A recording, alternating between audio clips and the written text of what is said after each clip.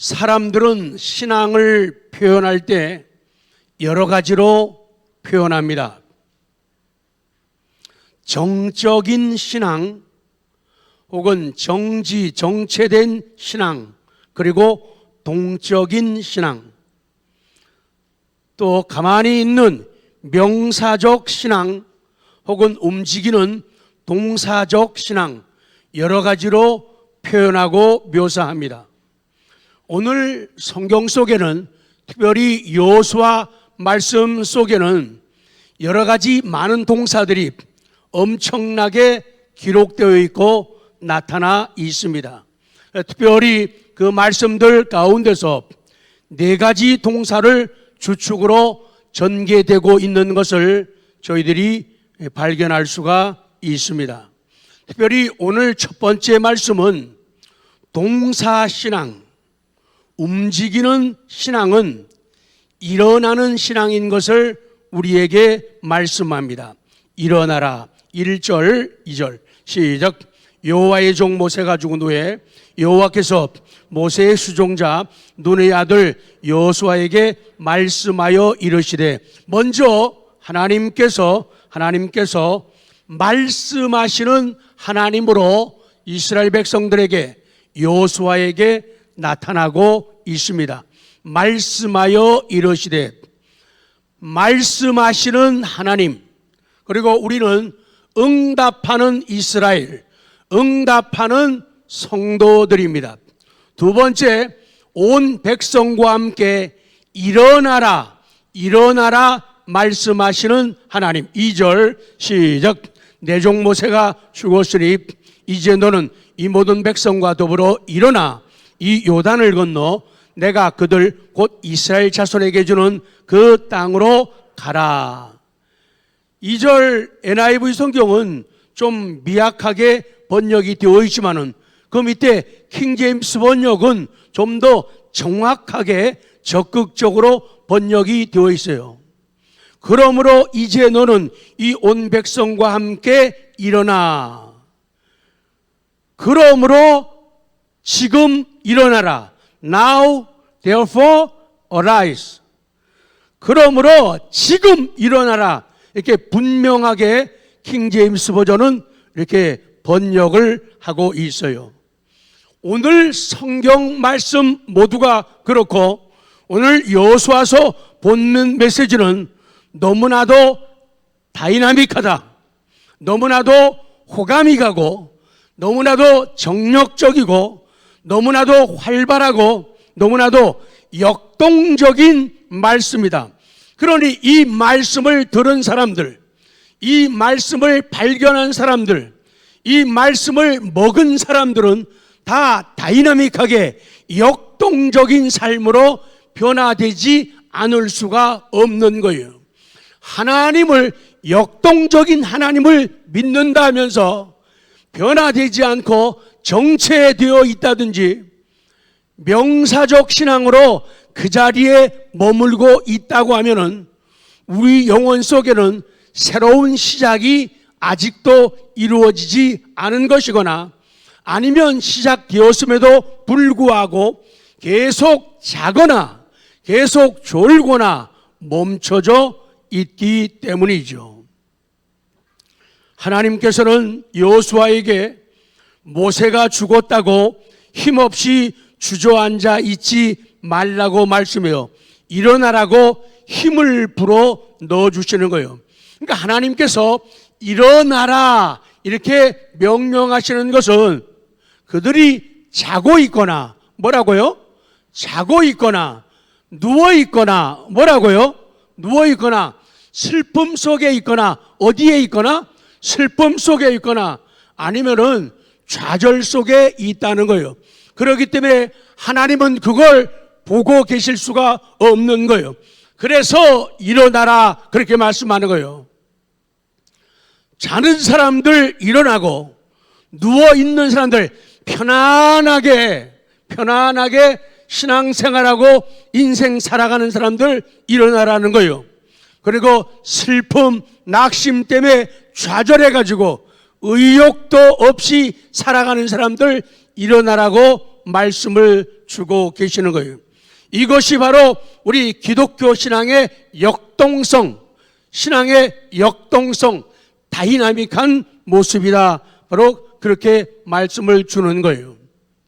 적용해서 성경에서는 일어나라고 하는 말이 618번 나온다고 학자들은 말하고 있어요. 예수님을 만난 사람들은 모두가 다 일어났어요. 여러분들이 왜 일어났습니까? 답은 예수님을 만났기 때문에. 여러분들이 왜 일어났습니까? 예수님을 만났기 때문이에요. 제가 왜 일어났습니까? 예수님을 만났기 때문이에요. 다리 저는 사람도 일어났다고 마태복음 15장 30절에 말씀합니다. 사도행전 3장에서 지난번 14장에서 안전뱅이 상태에서 사람들이 일어났어요. 아들을 잃었어요. 아들이 죽었어요. 절망밖에 없었지만은 절망의 자리에서도 예수님을 만날 때 그들은 일어났습니다. 그리고 죽은 상태에서 나사로가 죽었다가 예수님이 오심으로, 예수님이 능력을 행하심으로 죽은 상태에서 다시 살아나게 되어집니다. 그래서 일어나는 것이 얼마나 중요한가. 일어나면서부터 역사는 일어납니다. 일어나면서부터 시작이 되는 거예요.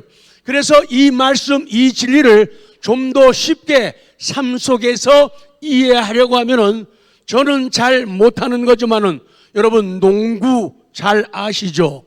농구에서 리바운드요. 리바운드를 보면서 우리가 배우고 리바운드를 통해서 일어나는 신앙을 우리가 가져야 됩니다. 농구할 때 선수들이 슛을 하잖아요. 던집니다.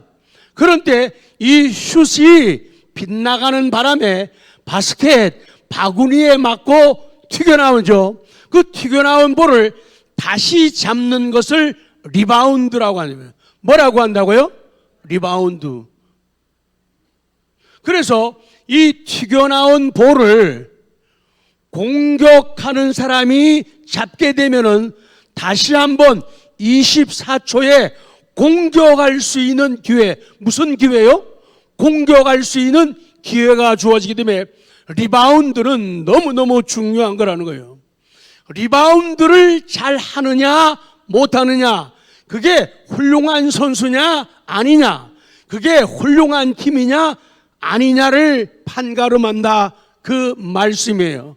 그래서 수비하는 사람이 그 공을 잡게 되면은 공격할 수 있는 권한을 찾아오게 되는 거기 때문에 공격하기 원하면 리바운드에서 공을 잡아내야 되는 거예요.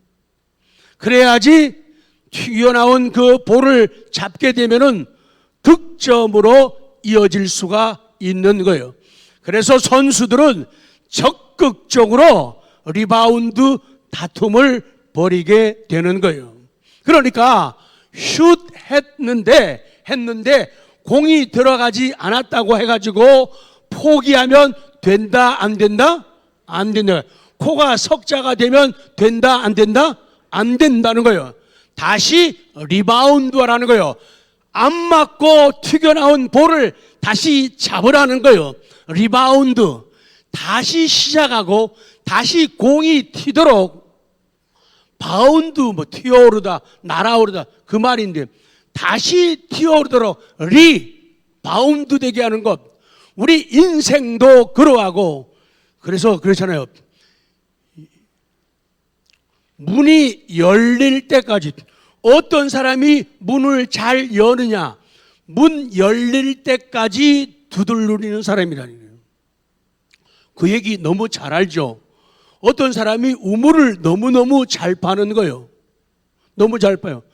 어떻게 우물 그렇게 잘 파냐고 물어봤더니 하는 말? 잘하시네요. 그 사람이 하는 말? 물 나올 때까지 판다는 거예요. 다시 회복할 때까지, 만회할 때까지, 이길 때까지 리바운드, 공이 튀도록 만들라는 거예요. 절대로 포기해. 나 이제 안 돼. 나 끝났어. 끝장났거든. 이렇게 말하지 말라는 거예요. 그래서 다시 튀게 하라는 거예요. 땅에 떨어지는 공을 다시 일어나게 하는 거예요. 오늘 이스라엘 백성들이나 여호수아가 코가 석자가 된 거예요. 왜? 믿고 기대하고 따랐던 여호수아가, 모세가 죽은 거예요. 그러니 얼마나 인간적으로 근심되고 걱정이 많겠어요. 그래서 하나님은 그들에게 용기를 주시는 거예요. 다시 신앙의 공을, 가나안 정복이라는 공을 다시 튀게 만들라, 그렇게 말씀하는 거예요. 그렇습니다. 성공함.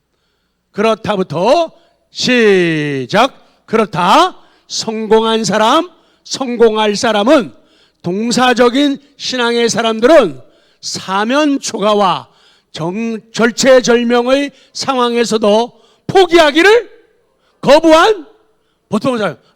성공한 사람들은 보통 사람들이라는 거예요. 성공한 사람들은 보통 사람들이에요. 행복해진 사람은 보통 사람들이에요. 돈이 많다고 다 행복하지 않은 거 아시죠? 계급이 높다고 다 행복하지 않은 거 아시죠? 여러분이 안다고. 돈이 많다고 행복하지 않죠? 아시죠? 그러면 어떤 사람이 행복할 수 있느냐? 포기하지 않는 사람. 내게 주어진 환경, 거기서 포기하지 않는 거예요. 내게 주어진 사람, 포기하지 않는 거예요. 좀 다른 부분이 있고 어색하고 불편한 부분이 있어도 끝까지 리바운드, 공을 튀게 만드는 사람, 그 사람이 결국은 승리하고 성공한다. 옆 분들에게 성공한 사람답게 복 비는 거요. 성공하시기 바랍니다. 푹푹 팍팍 써요. 시작. 리바운드 계속하십시오. 시땅. 조금 튕기다가 그만두지 마시고 계속 튕기라 그 말이에요. 사면초가의 노래는, 사면초가, 사방에서 들리는 초나라의 노래.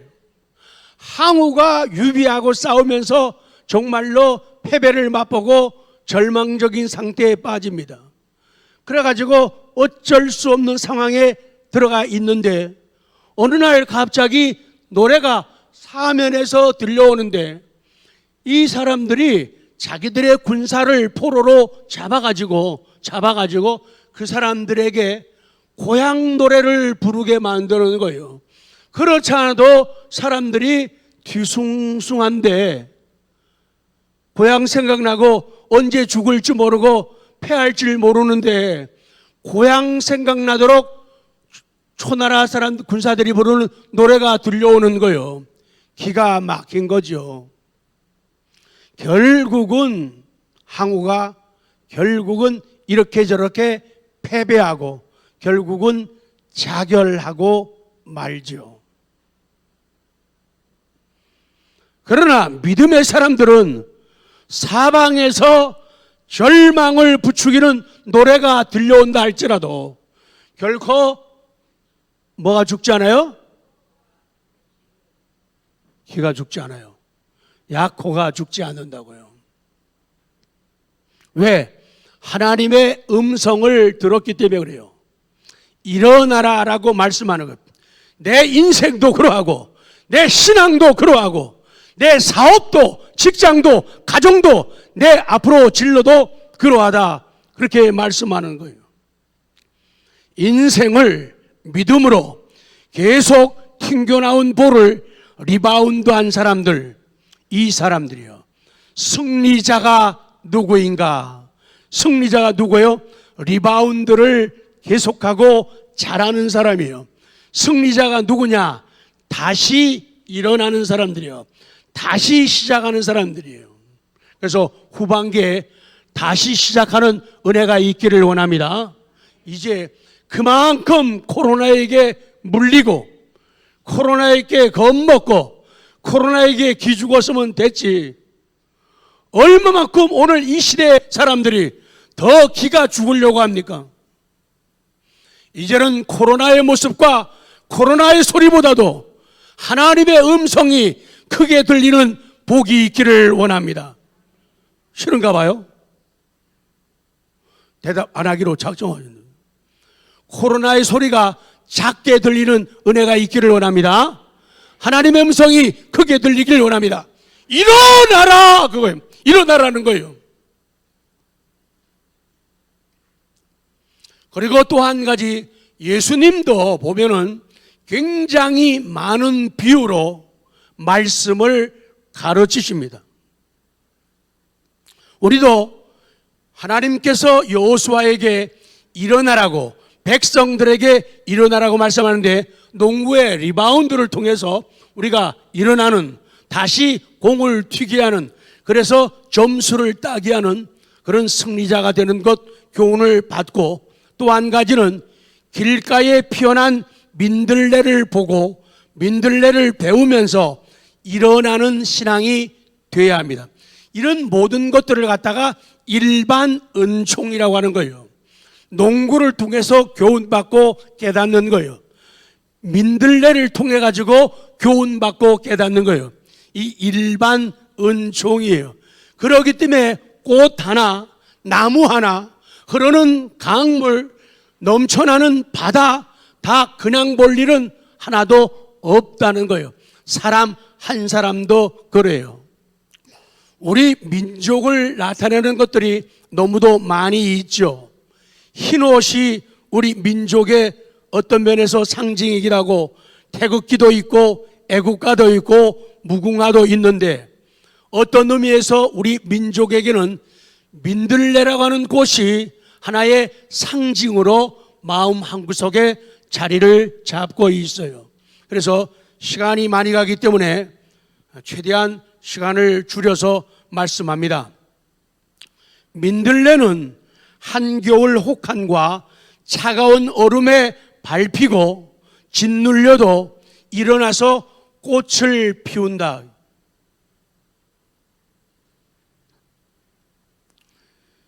제가 한 단락씩 말씀드리면은, 내 얘기네. 민들레가 내 얘기, 내 모습, 연습. 내 얘기네. 시작. 주여, 감각을 더 주시옵소서. 내 얘기네. 시작. 그렇게 하시는 거예요. 자, 감동되면 꼭 그렇게 하세요. 그리고 민들레는 아무리 척박한 땅일지라도 뿌리 내릴 수 있는 흙 한 줌만 있으면은 꽃을 피웁니다. 주여. 그리고 민들레는 봄에도 피고 여름에도 피고 가을에도 펴요. 따뜻한 곳에서는 겨울에도 피는 꽃이 민들레예요. 시땅. 세 사람만 성공하셨네요. 리바운드 하셨어요. 민들레는 이렇게 따뜻한 곳 어디에서나 꽃 펴요. 편한 곳, 쉬운 곳이 아니라 어디에서나 피어납니다. 심지어 추운 겨울에도 민들레 피는 것을 우리는 목격하는 거예요. 우리의 신앙도, 우리 신앙의 야성미도 그러하다는 거예요. 조금 힘들면 기죽고, 조금 그러면은 감정, 기분 상해가지고 얼굴 검어지고 붉어지는 그런 상태가 아니라, 어떤 상태에 놓여 있어도 생명 연장하고 꽃을 피우는 민들레. 시작. 주여, 발전하고 있습니다. 그리고 민들레는 꽃이 피었다면 씨를 멀리 퍼뜨리고야만은 놀라운 집념을 가졌어요. 그래서 민들레는 꽃을 피운 다음에 자기의 씨를 멀리 퍼뜨리려고 해요. 자기의 씨를, 종자를 보존하고 종족을 보존하기를 원하는 놀라운 집념을 가졌다는 거예요. 모든 은혜가 나 당대에서 끝나는 게 아니라는 거예요. 하나님 앞에 받은 복이 나에게서 끝나면 안 되고 그 다음 우리 아들, 딸들, 우리 손자, 손녀들에게도 이어져 가고, 아멘, 이어져 가고, 이어져 가고, 이어져 가게 하는 그런 속성을 가졌으니 민들레는 내 모습이에요. 그리고 민들레는 맑고 청순하고 다소곳이 피어나는 그런 평범한 모습을 가지고 있는데 그 자체가 시선을 끌기에 충분한 모습이다 그 얘기예요. 어떤 꽃들은 화려한데 민들레는 화려하지도 않습니다. 그럼에도 불구하고 시선 끌기에 충분하다는 거예요. 사람도 그냥 보기에는 멋있고 잘생기고 아주 이쁘고 그런데 시선 끌기에는 부족한 모습이 많아요. 근데 어떤 사람들은 부족해 보이고 결함이 있는 것 같은데 이상하게 끌리는 사람들이 있어요. 이상하게 호감이 가고 곁에 있고 싶고 곁으로 부르고 싶은 그런 사람들이 있는데 그 모습, 그 사람이 바로 민들레의 모습이다 그 얘기예요. 사람들은 여러분 꽃꽂이 하는 거 보셨죠? 안개꽃, 꽃이 작죠. 그리고 얼마나 가늘어요. 그래서 글을 쓰는 사람들은 안개꽃을 표현할 때 간드러진 몸매 이렇게 표현해요. 자기 허리를 왜 쳐다봐요? 안개꽃은 간드러진 몸매. 근데 민들레는 그런 것도 없어요. 장미꽃을 표현할 때 시인들은 요염한 장미라고 말하는데 그런 모습도 없어요. 그리고 엊그제까지 있었던 난처럼 귀하게 모시지도 않아요. 난이 제법 비싸잖아요. 민들레는 스스로 털을 넓히고 제 앞가림을 하는 그런 청순한 모습을 가졌다. 민들레는 강인하게 일어나 생존하는 의지의 꽃이라는 거예요. 많이들 화려한 꽃일수록 마지막이 추한 경우가 많아요. 높은 계급과 신분을 가졌는데 마지막이 추한 사람들도 많이 있어요. 많은 물질과 권력을 가지고 명예를 가졌는데도 마지막이 안 좋은 추한 사람들 많이 있어요. 평상시는 인격적이고 논리적이고 우아하고 매력적인 모습이었는데 시간 가고 세월 가면서 나이를 먹어가면서 늙어가면서 고집이 세지거나 잔소리가 많아지거나 그리고 흉하게 변하는 그런 모습들이 많이 있죠. 그런데 이 민들레는 그렇지 않아요. 목련도 얼마나 4월, 5월이면 화려하게 일찍 피어납니까? 그런데 목련이 진 그 자리는 얼마나 더러운가. 그리고 비만 한번 오면은 얼마나 빨리 부패하고 썩어 냄새를 풍기는가. 튤립도 그렇고 양귀비도 그렇다는 거예요. 평상시에는 화려하고 아름다운 꽃들인데 끝이 아름답지 못한 게 많아요. 그런데 민들레의 모습은 피어난 인들레, 일어난 민들레의 모습은 초연하면서도 아름다워요. 초연하다는 말은요, 현실에 아랑곳하지 않고 의젓하다는 거예요. 옆에서 아무리 난리지기고 난리 피워도 민들레 신앙은 왜 그래? 왜 오두방정이야? 왜 그래? 그거 깎아갖고 왜 그래? 아주 조연한 모습을 보이는 아름다움을 가진다. 이것이 민들레의 모습이고 민들레의 신앙이다. 그 말씀이에요. 민들레는 종족 번식 욕망이 폭발적이에요. 대를 이어가게 하고 그 대를 이어가는 것이 많아지게 하려는 것이 민들레예요. 맨 밑에 민들레는 늙을수록 다음 세대를 위한 열정이 빛나는 꽃이에요. 늙을수록 다음 세대, 나 당대에만 성공하고 나 당대에만 넉넉하고 이걸로 입 싹 닫고 끝나는 것이 아니라 내 행복, 내 승리, 내 성공, 내 신앙이 우리 아들, 딸들에게 이어져 가고 손자, 손녀들에게 이어져 갈 수 있도록 다음 세대를 향한 열정을 가진 곳, 이게 민들레이고 이것이 민들레 신앙이다, 그 말씀이에요. 오늘 민들레의 신앙이 일어나는, 회복되는 아침 되기를 원합니다. 그렇게 그냥 살다가 나만 잘 먹고 잘 쉬고 구경 잘하고 즐겁다가 그냥 끝나고 그 다음은 너희들이 알아서 살아라, 이렇게 종치게 하는 어버이 어른들은 되면 안 된다, 그 얘기요. 자식들에게, 자손들에게 전수하고 전승될 수 있도록 만들어야지 올바른 민들레이고 민들레의 신앙이에요. 미국 사람들은 6월 셋째 주일, 6월 얼마 전에 지났어요. 6월 셋째 주일을 아멘 사람들은 일요일이라고 하죠. 6월 셋째 일요일을 아버지의 날로 Father's Day로 지킵니다. 그런데 우리는 어버이날, 아버지날 그러면은 카네이션을 많이 하지만은 미국 사람들은 이 민들레를 아버지를 상징하는 꽃으로 기억을 합니다. 사실 잔디를 심고 가꿔야 되는 미국 사람 생활 속에서는 이 민들레가 거치장스러워요. 잔디도 강하지만은 민들레도 이 보통 아니에요. 잘 안 죽습니다. 그래서 아주 끈질기죠. 그래서 보편적으로 미국 사람들은 민들레 꽃을 싫어합니다. 왜? 잔디를 해하거나 지장을 줄 수 있고 잔디밭을 아름답게 통일시키는데 지장이 있다고 생각하기 때문이에요.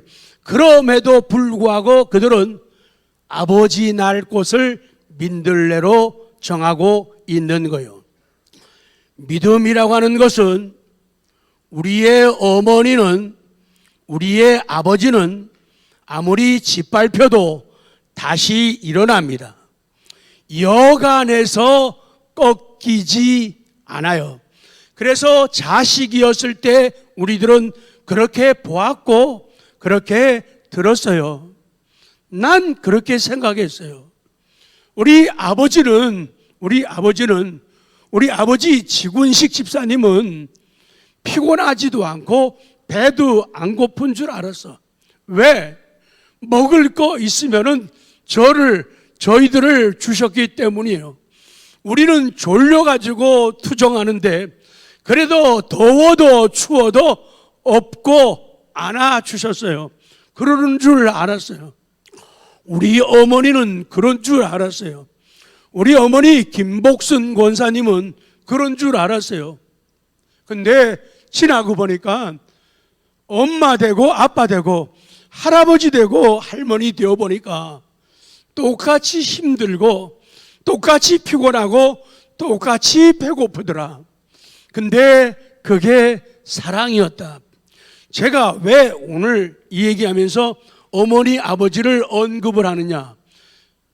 우리 이성호 집사님이 동영상 유튜브에 올리면은 저희 LA에서 어머님이 제1호로 들어가서 이 설교를 보셔요. 그러면서 설교 듣고 은혜 받으시고 아버님하고 둘이 그리고 기도해 주시고 전화하게 되면은 오늘 내용이 뭐라고 얘기를 또 하시는 거예요. 90 넘어 100세 다 되신 분이. 그러니까 하나님이 은혜 주시면 우리는 일어날 수 있는 거예요. 매일 나이도 많지 않은데 나이도 70대밖에 안 되고 나이도 80대밖에 안 되고 그런데요 100세 된 것처럼 어른 흉내 내면 안 된다고요. 노인 흉내 내면 안 된다고요. 여기는 나 늙었어, 나이 많거든 라고 말할 사람 손 들어보세요. 아무도 없잖아요. 그래서 복음이 임하면은, 하나님의 은혜가 임하면 우리는 일어나는 거예요. 왜? 그분께서 나에게 일어나라. 다 같이요. 일어나라. 일어나라. 일어나라. 그렇게 말씀하기 때문에.